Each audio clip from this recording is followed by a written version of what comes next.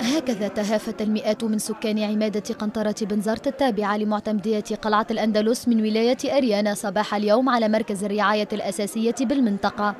ولا يعد هذا اليوم بالنسبة لهم يوما عاديا، فسكان القرية يتمتعون لأول مرة بكشف طبي شامل ومجاني.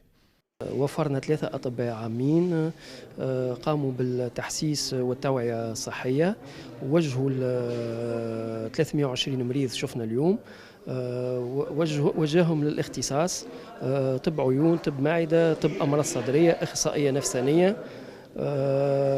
فما عيادة حسب الموعد يوم الثلاثاء إن شاء الله تتم في عيادة أمراض جلدية. طاقم طبي مختلف الاختصاصات تطوع للكشف عن المرضى ببادرة من الديوان الوطني للتطهير، وعيا منهم بوجوب توفير جميع أشكال الرعاية الصحية اللازمة والمطلوبة لمتساكني قرية ما تزال تفتقر لقنوات صرف المياه المستعملة. فما لفتة للناس الموجودين لهنا، قلنا ربما يكونوا يتشكاوا من أمراض تكون مرتبطة بالمياه المستعملة، ربما اللي معناها ما عندهاش قنوات نتاع ايفاكواسيون.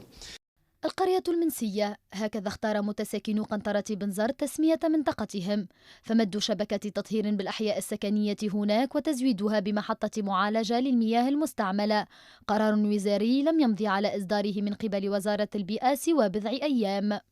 بالنسبة لقنطرة بنزرت ياسر، معناها تعرف 70% اللي ماتوا بقنطرة بنزرت معناها كله مرض خايب، والمرض الخايب ماناش يتكون من الوسخ والغرم والدنيا معناها فوسيات وشيء كبير والناموس، معناها برجولية تعبة برشا من عام 73 وحتى نعانيو بقنطرة بنزرت، معناها تعبة على الآخر قنطرة بنزرت، فهمتني؟ المستصف هذا معناتها ما فيه حتى شيء، نعدوا وكهو تحاليل ولا مثلا حاجة أخرى ما ثماش هنا، مش يحلل، مش يقلع في زرصة، مش يعمل في حاجة، ما عندناش لهنا.